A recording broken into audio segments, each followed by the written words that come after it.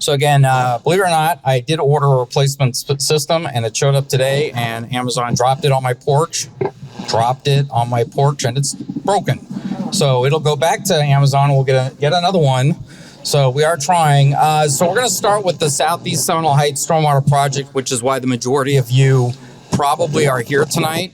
So Michelle Robson is the outreach coordinator, and Will Stock is probably going to do the majority of the speaking.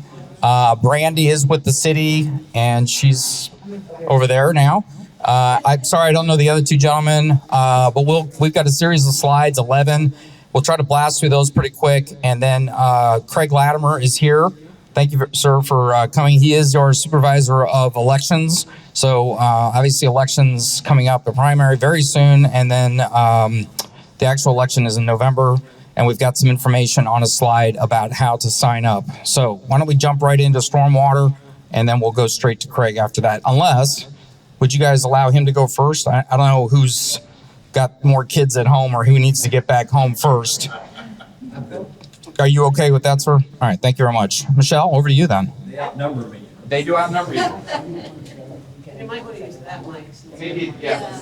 If you want to use the podium, that might be best. All right, good evening, everybody. I guess I'll start this off. My name is PJ Calloway. I'm with the City of Tampa Contract Administration Department. And with me tonight, we've already heard some of these names, but we've got Will Stock, who's the project manager for David Nelson Construction. We've got Michelle Robinson, who does public engagement for the project. We've got Michael O'Keefe, who works with me in contract administration, and Brandy Nicholas, who's with the city's mobility department. Get closer. Oh, I guess. All right, great. I'm not accustomed to this, but we'll make it work one way or the other. So I've introduced those folks. You've heard their names already, and hopefully some of you guys have had some personal interactions with Will and Michelle already. And before I turn over to Will, I want to make a few comments. First, on behalf of the city, we appreciate your patience.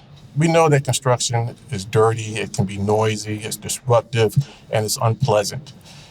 But large infrastructure projects, installation of them, require that we dig up the roads. There's no way around that. Second, it's important for everyone to know about this project that despite a few bumps here and there, it is going as expected. The city has 2 inspectors on the project full-time. They're there to ensure that construction is performed per the approved design plans and also per city requirements. Hopefully you've seen some of them and maybe have had interactions with them as well. Last, construction rarely goes as originally planned, especially in an older part of the town. And during the pandemic, we've had issues with supply chain and labor. So those are all things that affect how we move forward with the project, and you may have seen some of those things. So those are the comments that I wanted to make. And at this point, I'm going to turn it over to Will Stock, who can provide a project status update.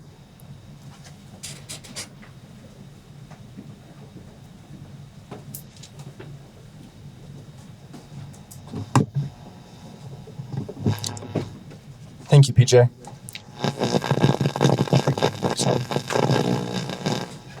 Just sing out that you need the next slide, and I'll do it. Okay. To refresh everyone's memory, or for those that are new to the area, the Southeast Seminole Heights Flooding Relief Project involves building major stormwater conveyance system to improve drainage, reduce flooding of roadways, homes, and businesses. The project is being funded by the City of Tampa with matching funds from the Southwest Florida Water Management District. Here's a map of the project. As you can see, construction will fall in all 3 Seminole Heights neighborhoods: Southeast, Old Seminole Heights, and Southeast Seminole Heights. Stormwater culverts and other improvements are shown in green. In the blue areas, we're installing new drinking water pipelines to replace old inadequate pipes and adding fire hydrants to improve fire protection. The red box shows the portion of Central Avenue where we're making mobility improvements as we restore the road. Next slide. The biggest part of the project is designed to relieve flooding by moving stormwater away from homes and businesses. To carry this water, we're installing 8-foot wide by 5-foot tall box culverts in some areas. In other areas, we're installing 72-inch diameter pipelines, as well as new stormwater sewer inlets, curbs, gutters, and associated connections. Once everything is built, the area will see measurable flooding relief. These two maps show you the current condition on the left, as well as the projected improvements on the right. The blue on the left slide shows the existing areas of flooding during a 5-year storm. You can compare that to the right side map, which predicts the significant reduction in flooding along Comanche, Central, Nebraska, parts of Henry, and particularly in southeast Seminole Heights on Caracas, Ellicott, Cayuga, 12th, and more. The project will not only significantly reduce flooding within the watershed, it also creates a new backbone to the city's stormwater sewer system that can be extended with smaller future projects to address other nearby drainage issues. Next slide. As we build the new stormwater system, we're also adding devices to protect the Hillsborough River from trash and nutrients.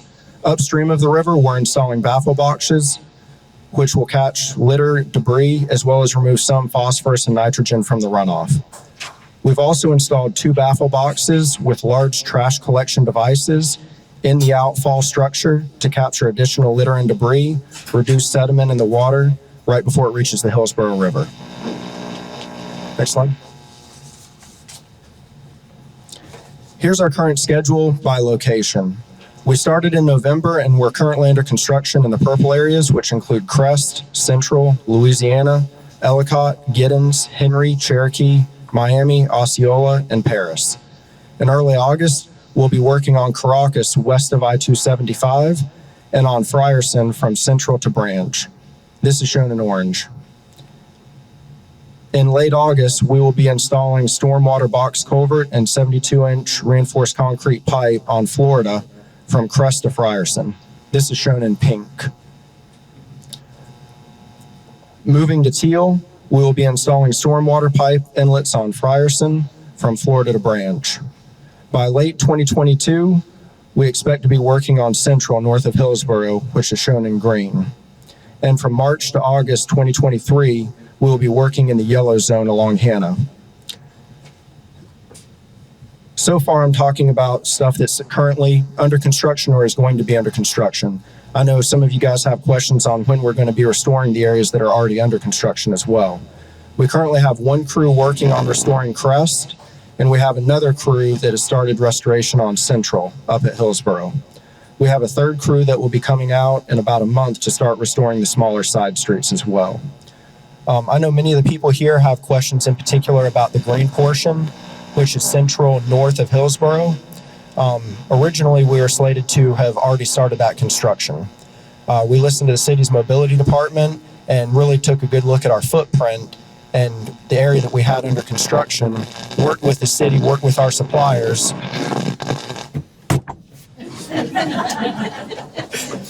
So we worked with the city, we worked with our suppliers, and we chose to go ahead and start on Frierson instead in order to try to keep our footprint as small as possible for as long as possible. So right now we're going to be concentrating our work between the river, I-275, and south of Hillsborough for as long as possible.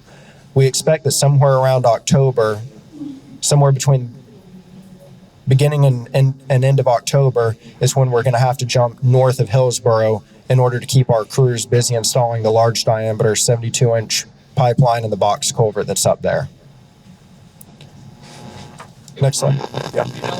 This is the slide everybody wants to come back and ask questions about, Yes. right? So let's get through the rest of the slides and then we'll circle back to this one, if that's okay. Yep. All right. The next closure of Florida will be in late August. Right when school starts, yay! Correct. Right now, school's starting August 10th, and we're targeting August 22nd for this. We've already been in contact with the schools and as well as with Hillsborough County regarding bus routes and the other communications we have to have with them. Once this work is completed, it'll reduce flooding on Florida Avenue. We're installing box culvert and large diameter stormwater pipe on Crest across Florida Avenue to Frierson. Along the way, we're replacing the 2 existing stormwater inlets that are at Crest, and we're adding 4 more curb inlets on Florida, and we're also adding 2 more on Frierson to divert the stormwater before it gets to Florida. During this closure, through traffic will be detoured to Nebraska at Hillsborough and at Osborne, but business traffic will be maintained. There will be a hard closure at Crest, so anybody that wants to access businesses north of Crest will have to do so from Hillsboro, and any businesses between Osborne and Crest will have to be accessed from the south side from Osborne. We're going to have large signs up, as well as our normal maintenance of traffic signs. We're going to have 2 5x10 signs up, one on each end, letting everybody know that businesses will be open.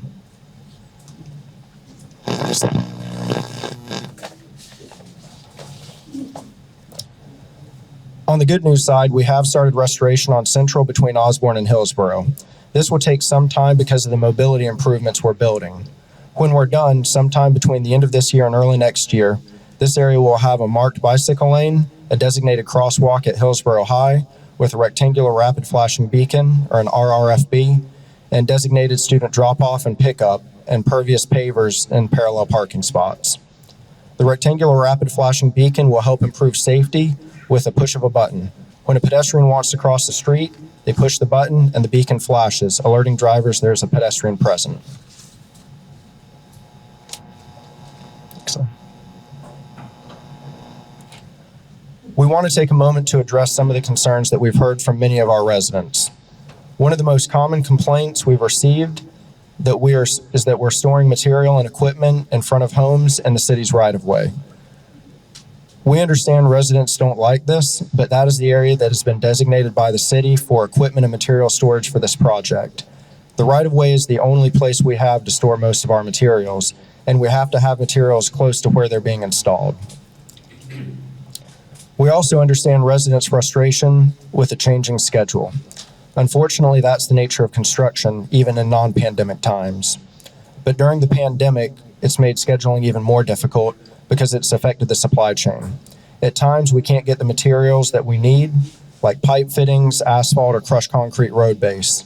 At other times, we're forced to take delivery of material early, sometimes as much as 6 to 8 months early, because a manufacturer either needs payment for it or because they can no longer store it on their premises. And like your favorite store or restaurant, we're also facing staffing shortages. Beyond pandemic-related factors, we're also building this large-scale stormwater system in a very old part of town. That presents its own issues. For example, early on in the project, we hit an abandoned, unmarked gas line that was still connected to a home.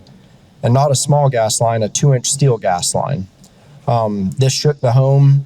It took time to find out who the line belonged to find out that it even was a gas line, and whether it was in service or dead. In this case, the line was no longer in use. We then had to remove it, continue on with our work, and then work with the insurance companies to make sure that the home got properly repaired. In other areas, we've been surprised to find abandoned asbestos pipe in the ground and other numerous things like buried storm structures and sanitary structures that never got removed in past projects. These sort of things are expected, but they do affect the schedule. We'll continue to do our best to keep you guys updated, but we hope you understand that we can give you our best available information in the morning, and it can change by the afternoon.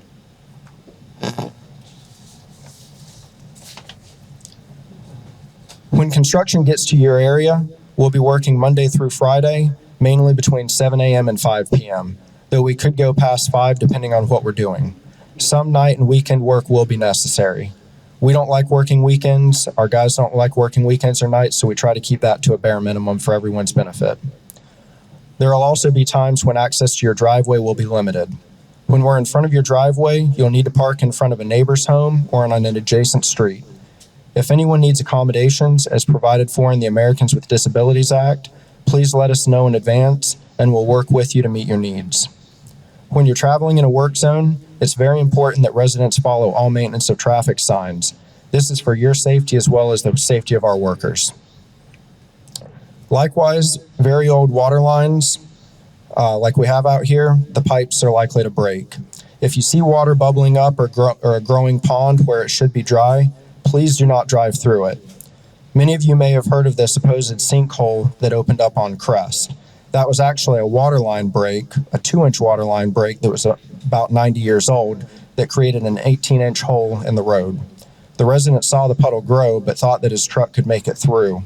Unfortunately, he got stuck, as you can see in this picture.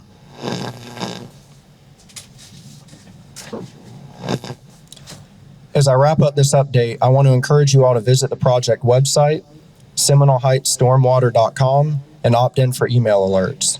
We'll send them out as we have updates or when we have detour information available. If you need to contact us, you can email us directly from the website or at the address shown here. You can also reach us on the project hotline. It's answered 24 hours a day, 7 days a week, but email is only checked during business hours, Monday through Friday. We will call you back upon being notified by the answering service, so please answer your phone when we call so we can verify the nature of the emergency. Also, it's important to note that after hours, we can only respond to emergency calls. Excellent. Thank you all for your time and patience. We know this isn't easy, and we'll continue to do our best to work efficiently, to keep you guys informed, and to stay on schedule. Okay, let me jump in real quick. If you've got a phone, everybody's got a phone in their pocket nowadays. You might want to take a picture of this. Certainly go to the website. You can sign up for alerts, so you don't have to wait for us or another neighborhood association to put something online. I will tell you that the hotline works. When that truck hit that water created pothole, which then eventually it sank, Charlene Hartford, who's the president of South Seminole Heights, called me. We both ended up calling the hotline. Somebody from Nelson did call us back, and it eventually was resolved. As you can imagine, if you were that resident, if it was your truck, that lady was furious. You know, we're volunteers. So we did pass the information along, and they did get back to us, and within a couple of hours, they were on site. So it happens. The young lady that owns the house, I forget which street it's on, who had the gas line connected to her house, brand new resident, house had just been renovated, and there was some pretty severe damage. Still being worked on. Nelson and the city have been working closely with her to try to get it resolved, but these things happen. For those that tried to go up Florida Avenue a few months ago when the road was completely shut down, they hit asbestos. Well, in today's world, 2022, you don't just put dirt over the asbestos and move on. So they had to come out and resolve that. I did get a call about that. Again, we try to put the information out on the page. We also know not everybody's on Facebook anymore, but I just wanted to share those quick stories with you. So far, I've been pretty pleased with the communication. I go up and down Central Avenue every single day. Today, I had to divvy it around because they were moving one of the box culverts, and it was sitting right in the driving lane. So, having said that, anybody have any quick questions? I do want to try to keep the meeting going, so we'll address as many as we can, or sorry, Nelson will address as many as they can. Again, Brandy with the city or the contract administrator with the city can speak to the longevity of this project, which is still going to be, as I understand it, Michelle, another couple of years, realistically, another couple of years before everything is completely done and we have Central completely restored, Hannah, etc. The interstate's not till 2026. So we'll be talking about that in a minute. Shirley, if you want to come on up here, again, we have limited mic capability. You came in late. We got to stay close to the speaker. And then anybody else that's got a question, if you can come up here. So I live on East Paris, dead-end street, and they insist on parking those big-ass trucks at the end of my block in front of my driveway on a dead-end street, which means I have only one direction to get out. And unless I'm out there to see the guys, no one seems to use any common sense to think there's a car there and may need to get out. So I hate having to go out there and constantly police the people who should be using some basic intuition to recognize people live there, and I'm stuck. I won't even show you what my trunk looks like because that big truck sitting in my driveway. And they keep putting stakes, marking landmarks. So I have 5 stakes along my border of my driveway that I constantly have to navigate around as not to scratch my car, which I've done. I'm not necessarily a litigious person, but I'm getting to that point. I appreciate you bringing that up. We can definitely address the trucks parking at the end. There's plenty of places on the other side of the street where people can park. The stakes, unfortunately, will have to stay there for the time being until we can get all the water main appurtenances installed. There's a lot of fittings that go in at the end of the street, so there's not much I can do about the wood stakes out there that provide all our survey. Unfortunately, they often can't. You have to pull off a given distance, and there's a certain depth that all the fittings have to be installed at. So that doesn't lend itself well to painting on the ground or putting hubs in. So Shirley, I know exactly where you live. I'll get with you afterwards. She's right up there where the PA and Paris is, but I can talk to you about maybe we could come up with some alternate solutions as far as where to park those trucks, because it is connected directly to the Methodist Church, and there's tons of parking there at the Methodist Church. I can make sure this gets resolved tomorrow. Okay, thank you. Come on up, Theo. I don't need to come up. I'm sorry, not Theo. Brenda. Two things. You talked about the progress you're going to be making from Osborne to Hillsborough on Central. If that's the plan, then why are you starting down Frierson already? Why don't you finish that up before you come down Frierson? The work from where to where, ma'am? You talked about the progress you're going to be making from Osborne to Hillsborough on Central.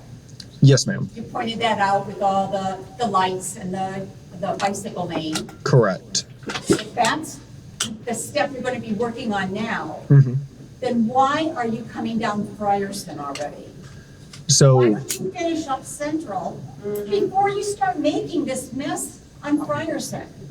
right now we've got a total of 40 months to build this entire project for the city. And the only way to achieve our schedule of being able to finish this job on time is to be starting in multiple locations and working in multiple locations at the same time. If we took this, See something finished. if we took this one street at a time, this project would take like 6 or 7 years instead of a little over 3 years to complete. So right now we have crews working on restoring Central, starting at Hillsborough and working their way south. So between now and the end of the year, we should have the majority of that street restored. It was just nice to see something done. On another note, your workers are pigs. I'm tired of seeing the trash they leave along Central Avenue. I walk both sides of Central, and they throw so much of their lunch trash, their empty water bottles, their Gatorade bottles, all over there. And it's nobody else doing it but them.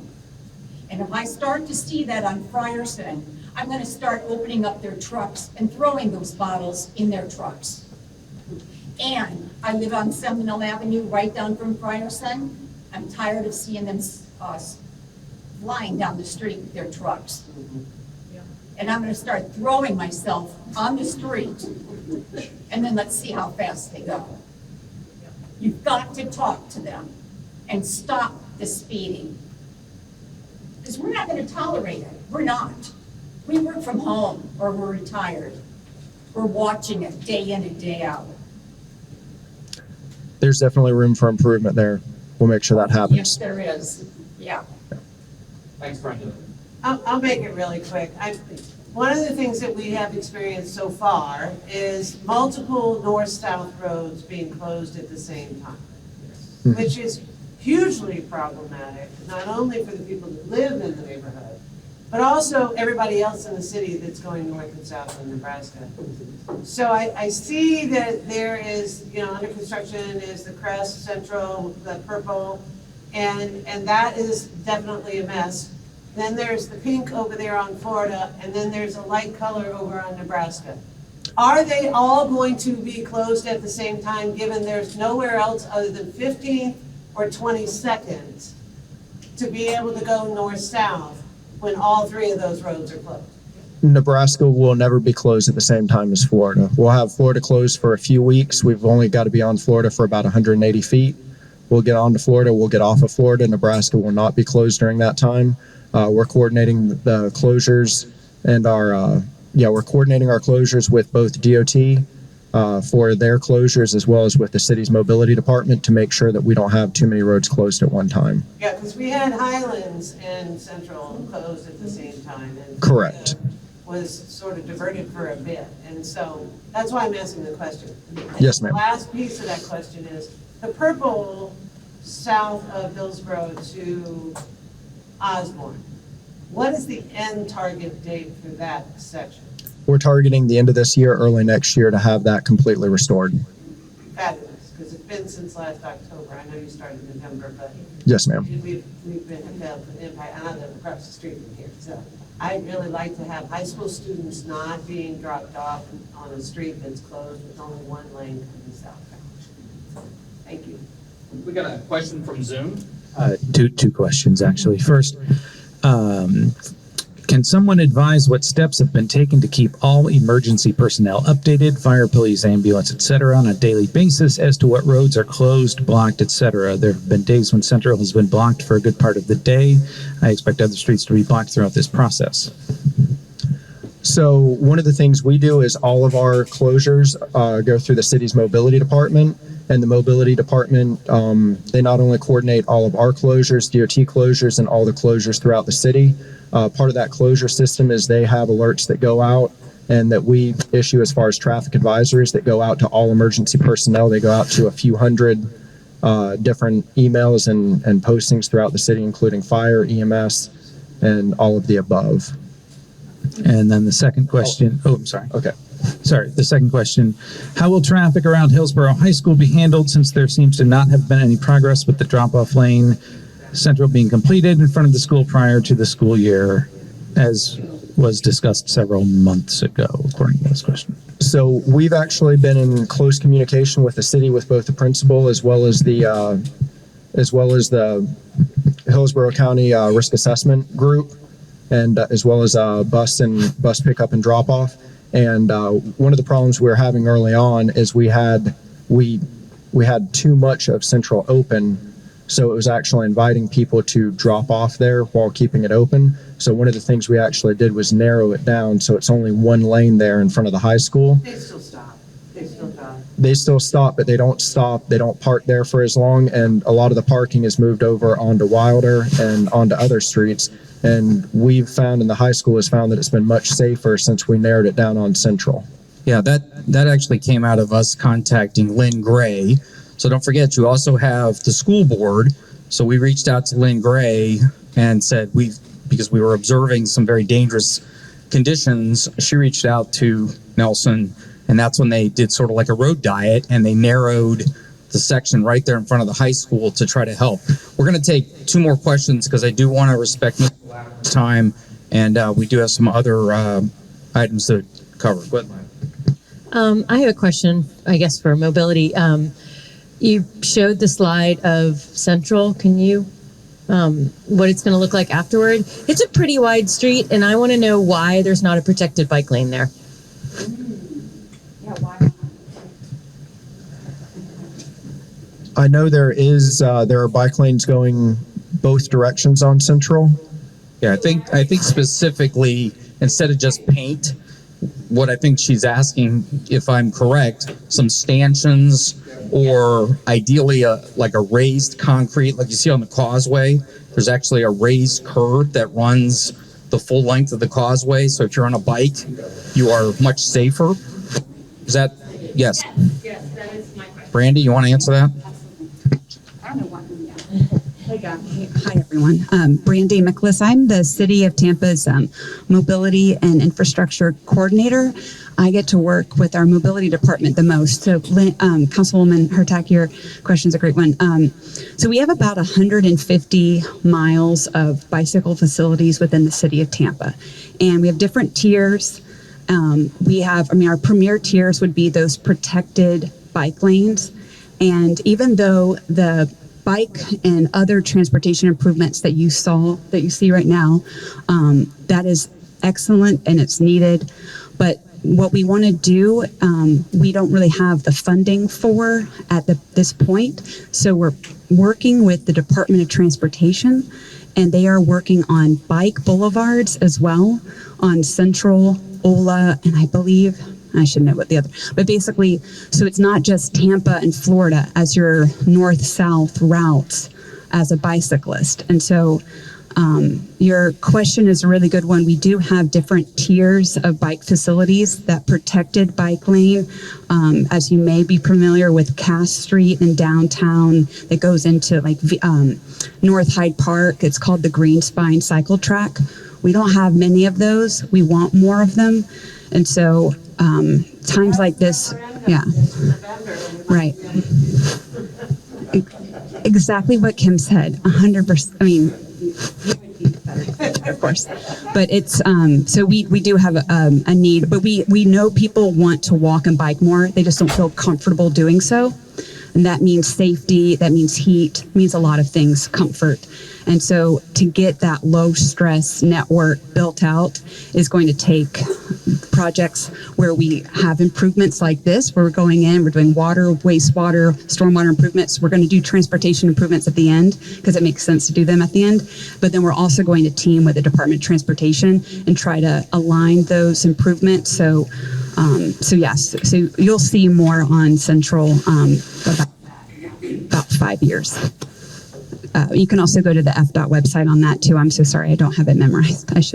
I'll send it to Tim. Just takes money.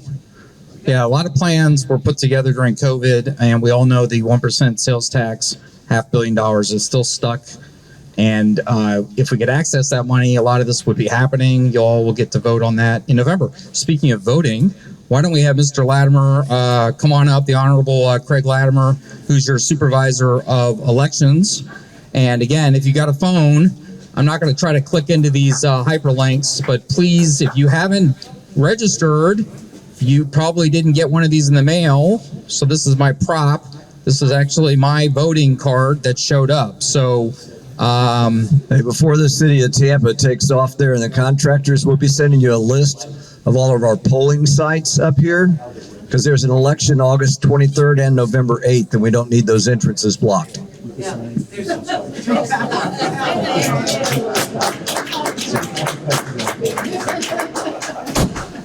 Yeah, for those who vote at the Garden Center, that's one of the places that, and the library, I guess, is another polling location.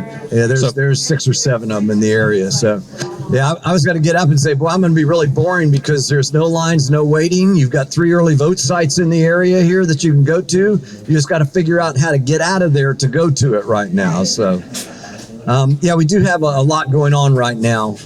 You may have seen that yesterday was actually the last day to register to vote for the upcoming August primary election. And I want to talk about that primary election for just a minute. You know, a lot of people, especially that are registered, no party affiliation, think that they can't vote in a primary, and they in fact can. They can vote for all the nonpartisan races of judges, school board members, and there's a school board referendum that's on this ballot that everybody will be able to vote on.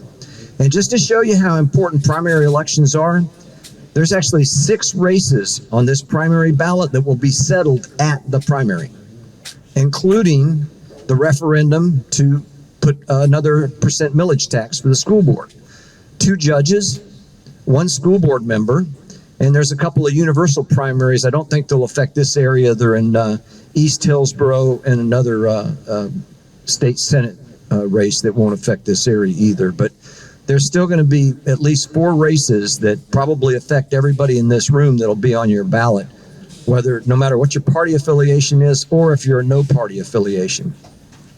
How many people in here vote by mail? Can I see a show of hands? Okay. Early vote? Dinosaurs, election day. Come on, hold them up high. There you go. Everybody look at them. They're costing you 9 times more to cast that ballot on election day. I say that kiddingly. I want people spread across all 3 methods of voting. But you think about it, this election, I'm going to have to hire, and we have to pay by law, 1,844 poll workers for election day. So, you know, it gets expensive. But you know what? Democracy's not free. Freedom's not free. We have to pay a cost for it. And so we want to spread those voters across all 3 methods of voting. Those of you that vote by mail, you've probably gotten your vote by mail ballot for the August primary election. If you haven't, please contact our office. We also recently sent out your voter information card. Make sure everything on there is correct. Make sure your name's spelled right. Make sure your address is correct. And most importantly, make sure you are in fact registered in the party that you think you're registered in. You will be stunned at the number of people that come in and go, well, you gave me the wrong ballot.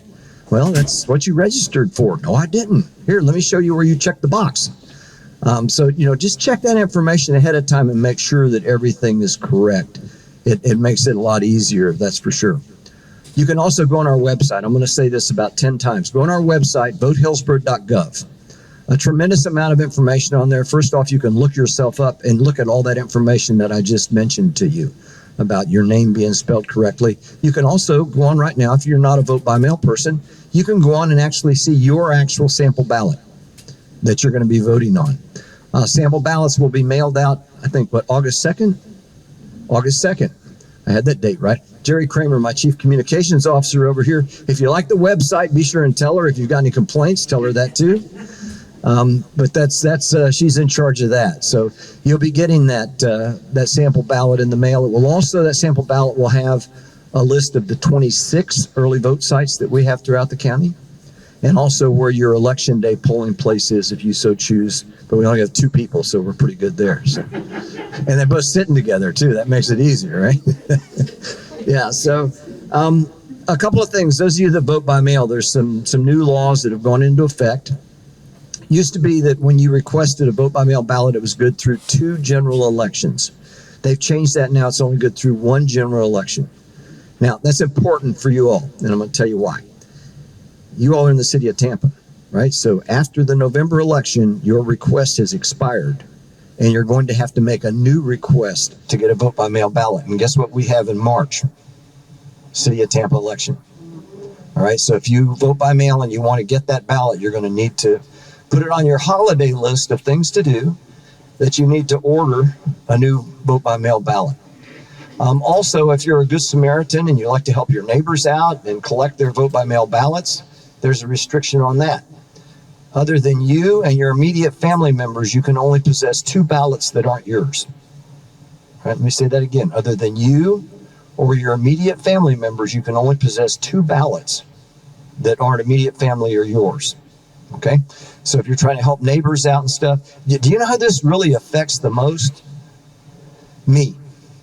All my neighbors think that I'm a ballot drop box. They bring their ballots by to my wife and say, can Craig turn these in for us? Or Craig, will you turn these in for us? And I have to tell them, go put them in my mailbox now. But that is, we're not going to be standing there checking IDs at the ballot boxes, but it's a good thing to know. Early voting will begin August 8th here in Hillsborough County. It will run through the 21st. I mentioned at 26 locations from 10 a.m. to 6 p.m. This library is not an early vote site. This is an election day site. But you've got Saunders Library, C. Blythe Andrews, and of course County Center downtown are all early vote sites. Or if you want to venture up to North Boulevard around Bush at the library, there's an early vote site. But go on our website. Those of you that don't work at home and are driving around, you might find out, hey, I'm going to drive right by this one when I go to work or I come home from work or something like that. All right, let me stop with that and see if we've got any questions, because usually after I do a presentation, there's no questions. Yeah, I grabbed this information. It's in the library, so if anybody wants to grab, you can register, you can find out all the dates. There's a guide for Florida voters, so I'll put this over here. You can come up and get it after the meeting. Nancy, you have a question? While she's getting there too, those that vote by mail, never hesitate to update your signature anytime that you want. What I like to tell people is go online. You can register online and update your registration online by going to my website at votehillsboro.gov.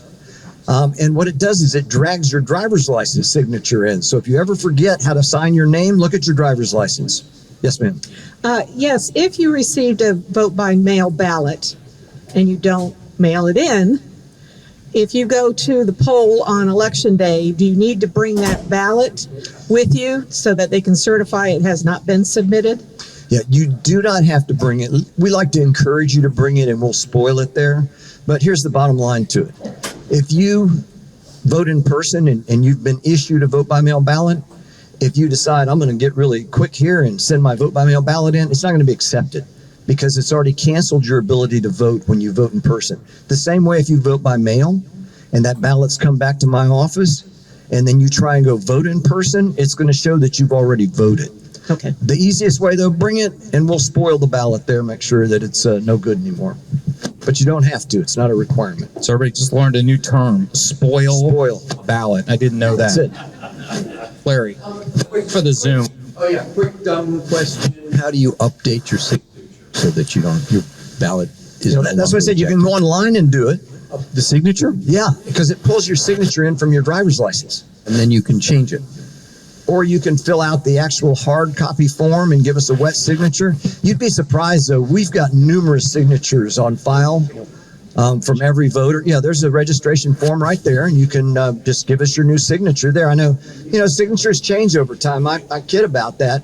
And last year, I had 2 surgeries on my wrist, and my signature's changed a little bit. So I just use an X now. That's my mark. So if you like the signature on your driver's license, the systems interact.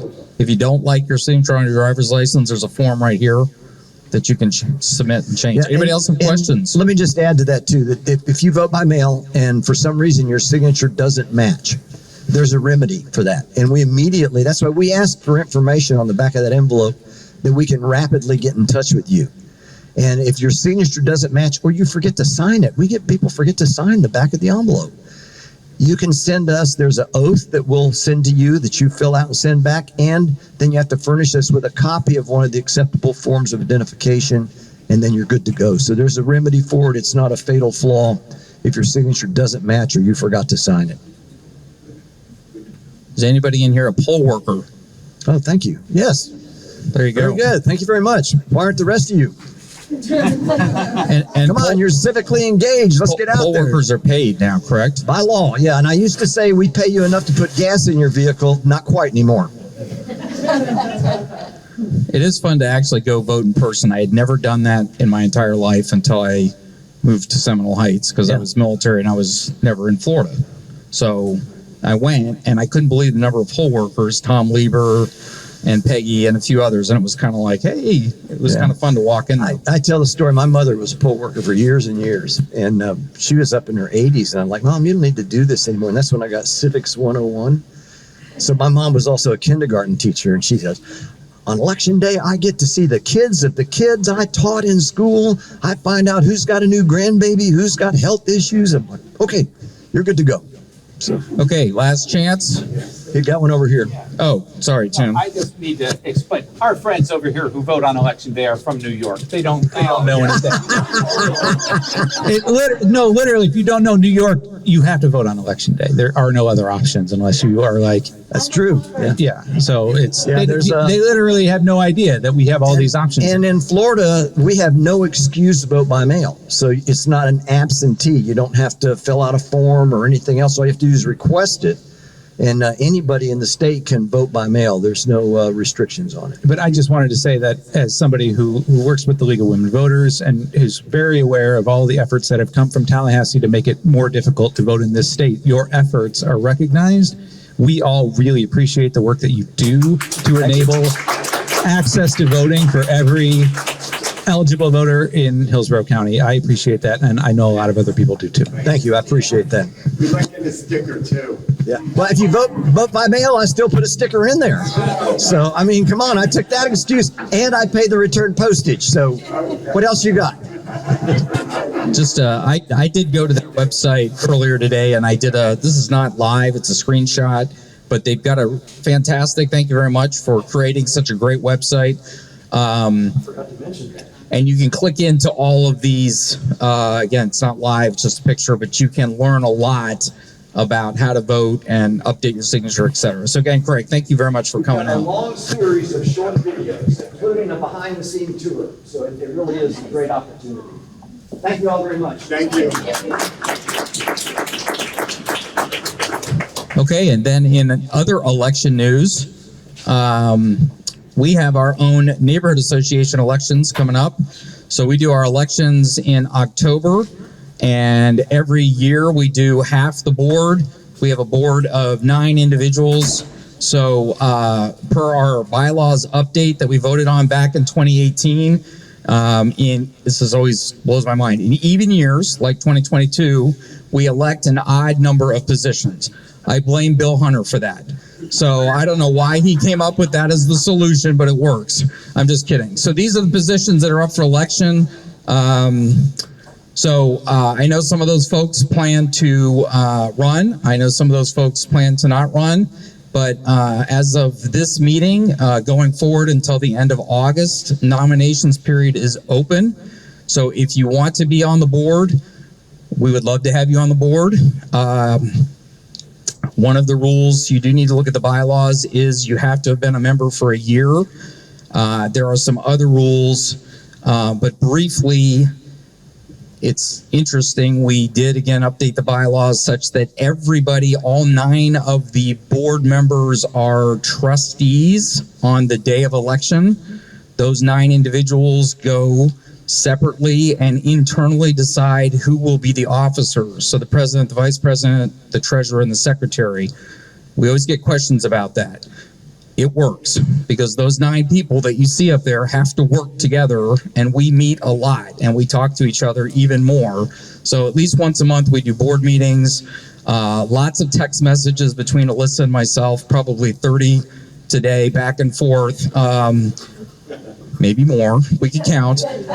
Just getting ready for these meetings quarterly, it takes a lot of work, as you can imagine. So again, those are the positions that are up for election in October at the general membership meeting. Anybody have questions about that? Okay, we're going to keep moving. TICO is not here. Even though they said they might come, they decided not to come. So they do have a plan to underground utilities. So I did speak with the person in charge of this program. It's called SPP, Storm Protection Plan. Some residents received a door hanger that said, we're looking at possibly undergrounding the power lines in your neighborhood, including some in Seminole Heights. So I called and I said, when is it going to be started and when's it going to be done? And they don't know. Bottom line, they're still researching it. They're going to go around the neighborhood. They are going to be looking at individual houses, meters, equipment.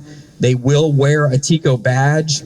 As you can see, second bullet up there. They are going to be doing some outreach later this year, and we've asked them to come to the October meeting or the January meeting to give us an update. I've heard it's a 50-year project. I mean, realistically, I'm talking about the entire city, like to take the entire city. And the lady that I spoke to today, she said, there are parts of the city that we will not underground. It doesn't make sense, right? The water table's too high. There's salt water intrusion, it would corrode, et cetera, et cetera. So our area, because we are the Heights, we do have a good chance of getting it.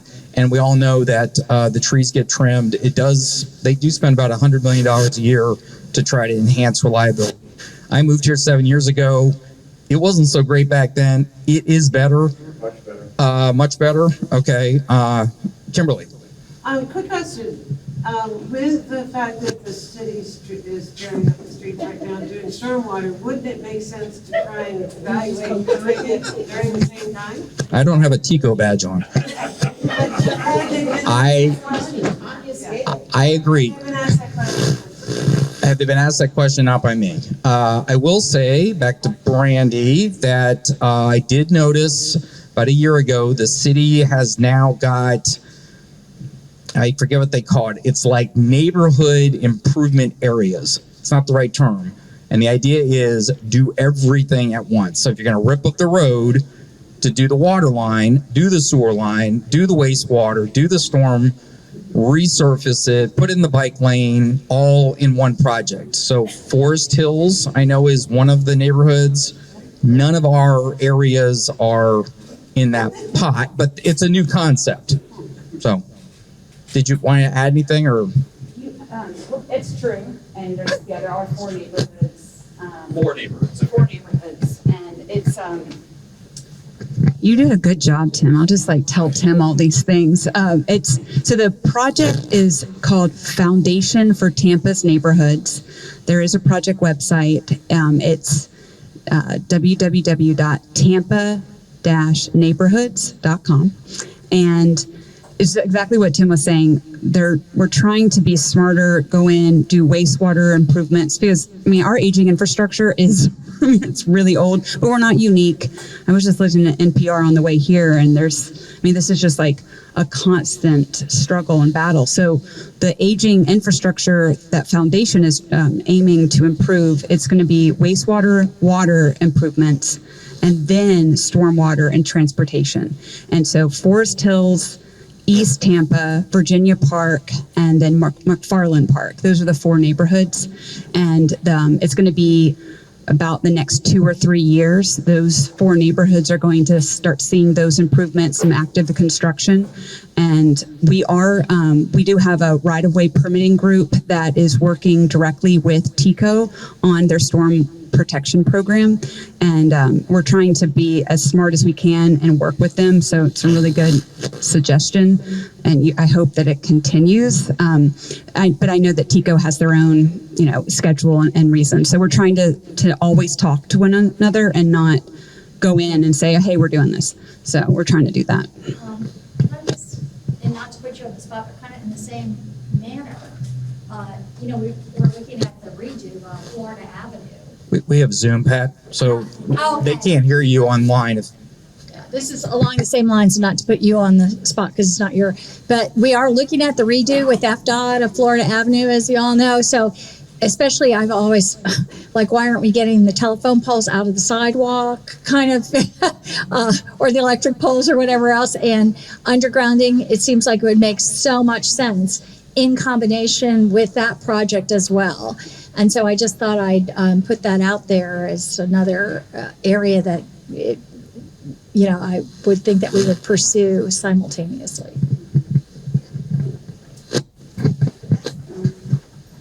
It's different departments. I mean, and TICO's not city. I understand. Yeah. So was there a question there, or was it more just It's just kind of on the same basis about now that we're tearing up the roads here. Right, let's do it all at once. Florida Avenue is the main, it seems to me before they do anything, it would be like the main streets like that as you move up. And when they're already doing these major projects, funded in part by the federal government under that act, and all this is coming, that this should definitely be part of the consideration. Okay, so I think the answer is yes. They are, and it's a, I don't want to say it's an experiment. It's a new, you would think that they would have always done it that way, the city, but it's like a new foundation for Tampa neighborhoods. Literally that came out of the mayor's Transforming Tampa's Tomorrow effort, and it's sort of a test, and they're doing it. Originally it was just one neighborhood, and now it's 4 neighborhoods. So, okay, we're going to move on. By the way, that's Commissioner Pat Kemp. I think everyone knows that, but if you don't, she's obviously one of the county commissioners and a resident of the neighborhood. Nancy, are you the one speaking to this next slide? Thanks for coming, Pat.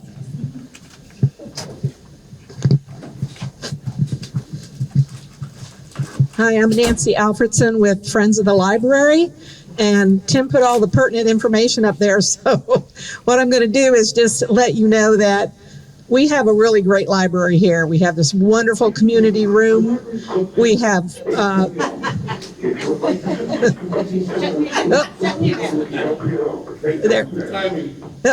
they're making an announcement from the library. But anyway, so they support our neighborhood by being here with the schools here. The kids are here after school. If you come here, it's, almost like a babysitting place. And these kids need a lot of attention, and budgets only go so far.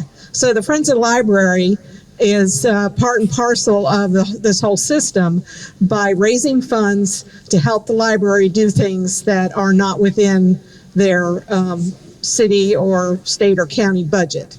One of the things that we did with the help of Old Seminole Heights Neighborhood Association was to put on a Summerfest one year with some grant money that the association got. And after that, the Friends of the Library thought, well, hey, this is a really great thing.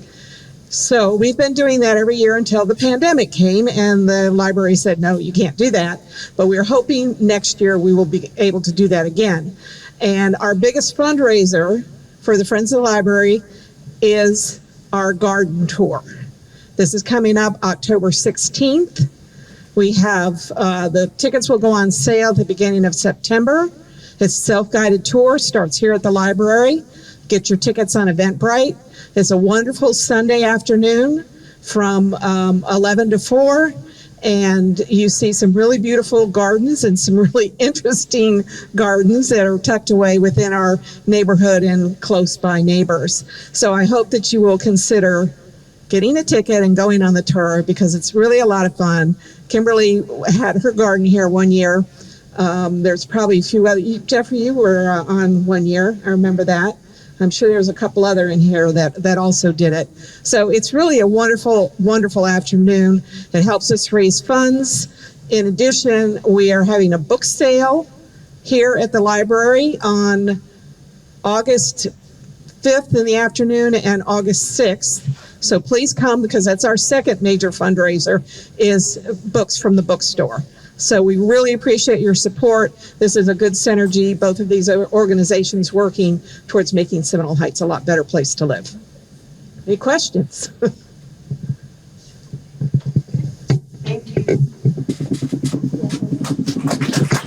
Thanks, Nancy. Go on the tour. No, I'm just kidding. Seriously, the 7th annual, did you say that? Yeah. 7th annual. That's amazing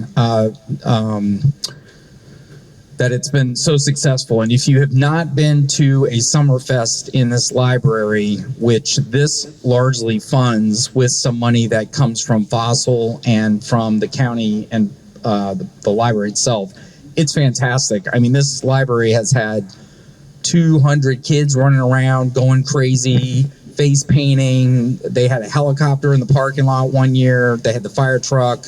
They had a guy with snakes in here. They've had the puppet master here. I was here because I saw all that. I didn't get my face painted. It is a lot of fun. So come out for that. It's a great thing for the neighborhood. Okay, real quick on the interstate. FDOT is not going to come to this meeting. They're going to come to the October meeting. Let's see if the magic of this works. They actually have a new, of course. All right, you're just going to have to follow along with me as I describe this. So if you go to that website at the bottom, that is the project site for this segment of the interstate update, let's call it that. So that's the DTI downtown interchange up to north of Hillsborough, as the title slide says. If you go to that website, it has oodles of information. You can sign up there. There's a big button that says send me updates. I signed up for it about a year ago. It's been very helpful. One of the new things, also a big button on that homepage, which is what I was going to try to show you, is the open house, where it says I-275 open house. It's a virtual, it's like walking into the library, and that map would be on this wall, and you can zoom in, you can click a little information icon, you can walk down a corridor, you can look at other things. So if anybody took the survey for the Parks and Rec master plan, where they sort of simulated you're inside the garden center, walking around and looking at easels, it's very much the same concept. So I don't know if it's an AECOM software that they use to produce it, but it's really cool. You can zoom in, you can look at where all this, sorry, losing my thought. You can see where all the noise barriers are being installed, what the noise barriers look like. As the slide shows you, the pink are the 8-foot, the green are the planned 14-foot. You can see what the barrier walls look like. A lot of you had input on that. I'm still not happy with what they're doing, but it's better. In the historic area, it should look like a brick sound barrier. So it'll be like a brick colored wall. It's just cement, but you get the idea. Outside of the historic area, it'll be a gray sound wall. We're still asking, largely it's Mauricio Rosas, working with Secretary Gwynn all the way down, anybody that'll listen to him on improving the project and what it looks like. So I've got a few pictures in here, but again, if you go into the virtual, you'll get a lot more information. So that is images of what are out there now.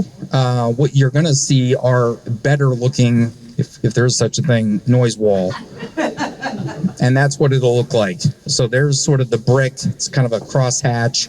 It looks a little nicer. We are also supposed to be getting artwork underneath Hillsborough and MLK. We're also supposed to be getting some kind of hip wall artwork, all City of Tampa art, as it says there, at locations like Osborne, right over here.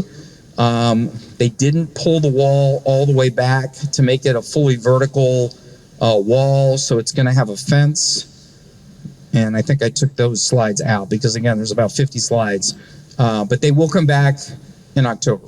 So I don't have my FDOT name tag on, so please don't ask me any hard questions.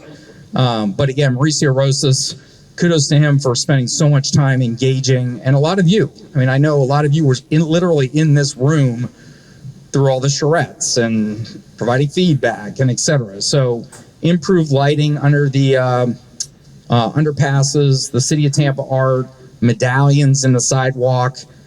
We had asked if they would put the parapet wall. If you're in Ybor, they've got big, beautiful medallions, and it reflects the history of Ybor, guys smoking cigars. I don't know what you'd be smoking in Seminole Heights, but... I do. Oh, you do? Okay, we'll talk about that later. But we should have that kind of thing in our neighborhood, and unfortunately, they say that we're not going to get it. So he's continuing to push, so we'll see. Some of you might remember the last meeting. This is right at the corner of Swanee and Paris, I believe. The C House is immediately to the west of where that very expensive car, somebody who can afford a ticket, illegally parked in front of a fire hydrant. We have been working with the C House. They do have a new co-owner now. He's been very helpful. They do have valet service now on the weekends. It has helped a little bit. It's not perfect. We also have a new restaurant called Trophy Fish coming to where the old bodega was, which is going to be fantastic. But it's going to bring in a lot of people. If you've not been to Trophy Fish in St. Pete, it's top notch. So that means we're going to have more parking problems. I've been working with Brandy, and you have a new individual. What is his name? Austin Britt. Austin Britt is responsible for running a City of Tampa parking study in it does say 2023. Obviously, my slide got goofed up there. So it's not till next year. It's a citywide parking study. What we need to do to help out Austin Britt is to continue to identify problem areas in our neighborhood. This is a good example. So again, that's Swanee. And imagine you're the fire truck trying to get to the structure fire and you can't get through. So it is what it is. Destroying that car. You might just destroy that car. Yeah, and probably enjoy it with a big smile on your face if you're the fire truck driver. No, but I mean, seriously, if you're the EMT guy and you're trying to respond quickly, that is very scary. Doug and Doreen Jessup live right in that area, so I get an earful whenever I see them walking through the neighborhood, and I keep asking them, and they said it's getting a little better. So that's helpful that they did come to this meeting last month. Yes, Commissioner Kemp. Sorry, and I'll be fast about this. I really didn't know that FDOT thing was going to be on the agenda, and there's something else I was coming in to learn about. But I just want to, I think it's important for this group and all the neighborhood groups that border along 275 north of the interchange as it goes from downtown north to understand and know this. And one thing I wanted to make sure that people understand is the original FDOT plans that were over and over again on the TPO that we could not do anything about as they came to a vote was going to blow up the interchange gigantically and take 340 homes and businesses. And year after year, we worked to minimize the downtown interchange so it wouldn't be that big. They were always going to rebuild it. They weren't going to take down I-275 and I-4 as it went across, even in any other way. But that interchange was never contemplated to be gone, ever, in any plans that I know of. And what we tried to do, I mean, it was sickening when I saw the plans over the years that had that thing blown out. They already, as you know, I-275 from West Shore to downtown, how they opened that middle part, that's all was planned to be full of lanes. I don't know what's going to happen with it now, but it's not. And they were going to blow up the interchange to match that and like have express lanes going through it. I just want to tell you the big takeaway is they were going to take 340 properties. We ended up minimizing it to 7. We ended up shrinking that interchange. One of the things I really don't want to see is the lanes that are north of the interchange from downtown as they go north to Fowler to be widened and added to. That was the original plan that's been going for years. Last year, we voted to take the money away for them to do that from the tip so that they were going to add, and the plan is there, to add 2 15-foot wide lanes to either side. I think they were, contemplating them being express lanes, even though that isn't the message they give. So that has been on the plan and was approved and had money in the tip to do that until last year when the TPO took it out. But there's an underlying problem that I found out, and that is that those 2 lanes, while we took the money away and said you can't build this, FDOT, which was huge, and we would not have gotten the votes to do that in the past. It was huge lift. All of this has been a huge lift to minimize these impacts. But it's on another plan called the Long Range Transportation Plan. So while we took it off the funding plan, the underlying plan that dictates that those lanes will be there still exists. And last month at the MPO meeting, TPO meeting, Transportation Planning Organization, I did make a motion to, and it's very radical actually, to change the long range transportation plan to remove these extra additional lanes that have been there forever, that would go from the interchange up to Fowler Avenue. And if they ever get built, what it's going to do is then bring all more traffic down, and they're going to want to blow out the interchange. So I think it's very important that we understand that and that we hear from you, and that we know this, because we got support to explore the topic by the TPO. I think it was like 11-3 or whatever kind of vote to keep going forward. But this is going to be a process.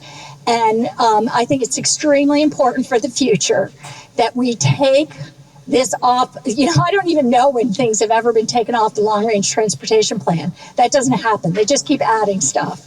So I just want to give that little bit of history and information as we move forward. Oh, that's good. Thank you. I happen to have gone to a Cafe Con Tampa meeting. If you all have not been to a Cafe Con Tampa meeting, you are missing out. Those are fantastic. And a few weeks ago, who's the lady in charge of the TPO? I totally forgot. Beth Alden presented for about 30 minutes. And not that I'm glad that they're spending on a calendar, but it's very informative. So here are all the members of the TPO. And here is the parapet that we wanted to have in our area. So I'll hand this around. I'll point out that Vice Chair Commissioner Pat Kemp is on here, Kimberly Overman's on here, Joe Citro, Guido Maniscalco, and others. So, and Gwen, I think this was printed before you. Yeah, that's pre-you. So, again, Cafe on Tampa, it's a shameless plug, 8 to 9 o'clock. It's $12 every Friday, and the topics are amazing. And I can't get this site to come up, so I apologize. It's just not going to happen. Tim, I've had multiple conversations with David Gwynn and FDOT regarding the underpass treatment at Osborne and Cayuga. It is not it's not actually as safe as they thought it was going to be. They indicated that their understanding it was because we wanted sidewalks underneath these interstates rather than lighting and safety and opening it up. So they've offered a couple of alternatives. One is which to take that half wall straight up. It doesn't open it up, but it also eliminates the places where people can hide at the top of those areas, and enhanced lighting. So while that was offered in a one-on-one meeting, I have every intention of bringing it back to the TPO meeting, but if you attend any of these open houses, or if you go online and participate to offer comments, it was not what I anticipated would be the underpass treatment in order to open up those areas to create the opportunity for greater safety and connectivity in the community. They missed the memo completely. So I reminded them about the memo, that the goal was to open it up, increase perception of safety, and to connect the neighborhoods. And they've offered a couple of alternatives. So if you have an opportunity to provide any comment there, take a look if there are any other alternatives they're offering, which was straight up walls. They were going to put in some meshing or some fencing. Fencing doesn't really work really well. But meshing, they still need to be able to service those areas. But if you believe that's important, please write them, because I'm making the case for it. But I need to hear, they need to hear from the community as well. Thank you. And I'm going to see if I can't find that real quick. I actually was able to get it to work. So this is literally like you're walking around in a county building or something. And this is that website I was talking about, where you can do a little virtual walkthrough, and you can walk right up to, I'm not going to click into all these because they take a long time to load. If you get a chance, you can actually go in here, look at other projects, and you can see the entire, this one over here has all of the projects, all the different segments. We're in segment 7. The downtown interchange is a different segment. I don't remember which number it is. Probably 6, but I don't know. But anyway, this is where you start. You walk in the front door, and that's the first thing, and it tells you how to get around. It's pretty cool. You guys are paying for this, so you might want to take a look at it. I mean, we all are paying for this stuff after all, right? Okay, so let's keep going. I've got a couple other things. We already talked about parking. Here's our upcoming calendar, so please take a look at that. It is on Facebook. I know some people are not on Facebook. Tim Burke has been doing a fantastic job putting out our bungalow alerts. If you're not getting a bungalow alert via email, blame Tim. No, I'm just kidding. Go to our website and you can sign up there. He's trying to put one out once a month. It will include land use issues. Charles Schaub has been going through the Good Neighbor Notice and looking at all of the information. Not everything is noticed. Sometimes people do stuff in the neighborhood that they're not supposed to do. And fortunately, we have a lot of people who will call Charles or Tim or somebody, and we'll go over and ask. So, for example, we had a used car lot where they tore down all the trees, completely paved the entire lot, called the city, and the city said, oh, that's interesting. They don't have a permit. Yeah, well, that's why we're calling you. So they went out there, they stopped the work. The gentleman, and I did go and talk to him. He's a nice enough guy. They put up a fence. It's not a chain link fence. It's a nice aluminum wrought iron looking fence in the wrong spot. He had to move the fence. He was really getting tired of talking to OSHNA and doing the right thing because it was costing him a lot of money, but it was a lot of disconnects with the city. So upcoming events, Alyssa, do we have a location yet for the happy hours? Still TBD? We'll finalize that this week. Okay, so we don't yet have a location, but we will. It's really hot here in August, so we're not trying to do a porch party and impose upon one of our neighbors. In September, Matt and Kelly, they moved recently. They're on the river. I intentionally don't have their address up there. Look at it up on Facebook. We are doing our annual garage sale. Jack Simmons is volunteered, since he's not here, he's been volunteered to be in charge of the garage sale. That's Saturday the 8th. You see the next porch party, Josh Frank. He's also a board member, a trustee. He's also relatively new to the neighborhood. You all remember Josh. He was the architect of the I-275 Boulevard concept, which is still lingering out there. He wants us to come over and celebrate a Oktoberfest. He's a home brewer, so come on out. That'll be a fun party. Nancy already talked about the garden tour. Debbie Johnson, the president that I replaced, is still in the neighborhood, still very involved. Less with OSHNA because now she's putting her love and passion and time into the River Tower Festival. This will be the second annual, except COVID, so it should be the fourth, whatever. So this will be the second attempt at a River Tower Festival. The first one was successful. They did raise a chunk of money. They did get a grant from the county. Thank you, ladies, again, from the county. We did get a matching grant of some kind, I think to the tune of about $25,000. And that is November 12th. Jeffrey, I think you're involved with that as well. So if you have questions, see Jeffrey. Again, the goal there is to raise money to eventually get the city in a sort of a public-private partnership to start to work on repairing the Sulphur Springs water tower, which is a shame that it's been 30 plus years since it's been painted and it's starting to fall apart. I've asked several city council people, hint, hint, Lynn, that maybe we should, as a city, do a better job of maintaining that iconic structure. And then we do have our holiday party. Is that the right date? It's not. That is the wrong date. It's December 3rd. It is Saturday, December 3rd, as Alyssa has told me multiple times in those text messages, and it's stuck in my head. Maybe last year it was on this. I don't know. As always, we need more help. Theo, you are here. So Theo is our new beautification and green space chair.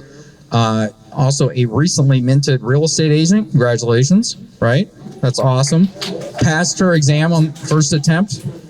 First try, right? You passed your test. It's awesome. So, is that how you spell beautification? No. I did spell check this. We're making statements over here. We are. It is very Catholic. I'm on my committee. Wow. All right, so Theo's looking for some religious assistance in the green space capacity. That's pretty funny. Any miracles? Anybody? Miracles. I'm not going to go there. Mauricio always needs help with highways and byways. We do have a new gentleman, Pat Pazzi, I think is his name. He's been to a couple of porch parties. He wants to get involved. He's new, and he and his wife recently moved into the neighborhood on Central. And then Alyssa Moe, who's our membership chair. And who's the third person on your neighbor involvement? Oh, Denise. Thank you very much, Denise. And Shirley. Oh, she had to leave. Okay. So that's our neighborhood involvement committee. If you have desires to join, again, use your phone and grab that email address. Oh, big news. Literally today, at 2 o'clock, I got this letter. Thank you, Lynn. Her assistant. Is that right? I actually got this from another person, but yes, because you and Kelly Scharf reached out to the Parks and Rec director, Sharissa Hills. We have been trying to get Henry Knoll Park fixed up for a long time. So even well before I was here, Mauricio with the Seminole Heights Dog Pack put in a request back in 2013, 9 years ago. Couldn't we have a dog park there? So it is approved. $120,000 for a dog park, which I think is the area in green. It's a little bit confusing, but it's huge. I mean, it's 8,700 square feet, as well as a perimeter walking trail. Is it on there? It's not on this slide. There's like a yellow line that sort of goes around the park, except it's sort of in the park. And so we have to go back to Parks and Rec and ask, because perimeter sort of means the outside, not the inside. So not sure why the yellow line was on the inside of the park. So anyway, if you're into gardening, we had suggested that maybe we could label the trees, this is a unique kind of pine, etc., and that the neighborhood association might assist Parks and Rec with paying for some of that signage. So that's big news, though. That just literally came out about 2 o'clock today. It just got approved today. 2030. I think they said by January. 2045. No. I think like this year or the beginning of next year. Yeah. Yeah, real soon.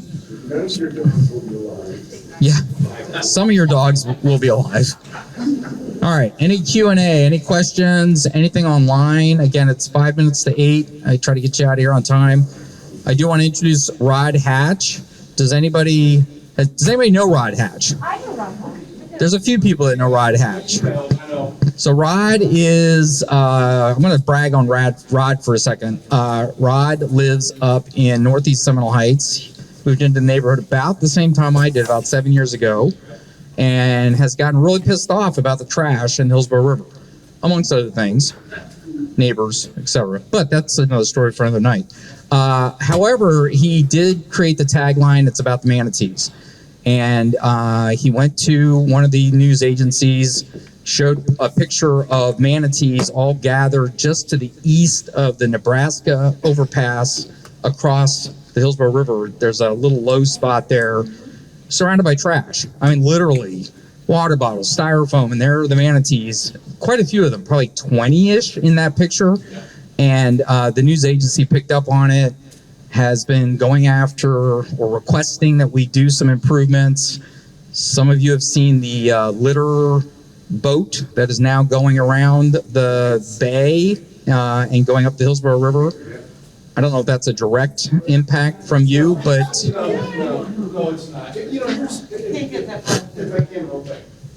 I was planning on doing this. Yeah, I'll give you a couple minutes, absolutely. Real quick, you know, I'm in the river all the time, and I just see the amount of litter that we have in there. And I've talked to some of the residents who remember just 15 years ago, they see the same dead alligator floating back and forth and the river stinking. So the river has improved dramatically, but it can improve a heck of a lot more. And what I'm frustrated by more than anything is, you know, every time I get off at Sly, I go down Nebraska, I pass a methadone clinic, I pass the pawn shop, it's full of litter. And the city of Tampa does nothing about it. We have a Florida state law that was $100 for littering fine that DeSantis just raised a year ago to $150, but there's still no sign saying that. And we have a city of Tampa, no offense to the council members here, that have been sitting on their hands not doing a darn thing about it. So what I'm asking the city council to do is to increase litter fines and and not just, and the whole thing about littering fines is I went to the Tampa Bay Police Department. I got a report. 83 citations were given for littering in 6 years for under 15 pounds. So it's not about enforcement. It's about perception. If we can get a fine that's $500 to $1,000, maybe people will think twice. It sure as hell beats the opposite of doing nothing, which is what the city's been doing. I'm out there with my neighbors picking up trash on Sly. Nancy, you're out there, you know, up on Nebraska. And it's, to me, you know, I've talked to some of the other groups that pick up the trash, like Jay's Green Team. There's another group called Pure Initiative that go out to Davis Island. And I've talked to them about, you know what, let's not picking up all the trash. Let it accumulate until the city of Tampa gets off their butt and does something. So that's my spiel. I'll cut it short.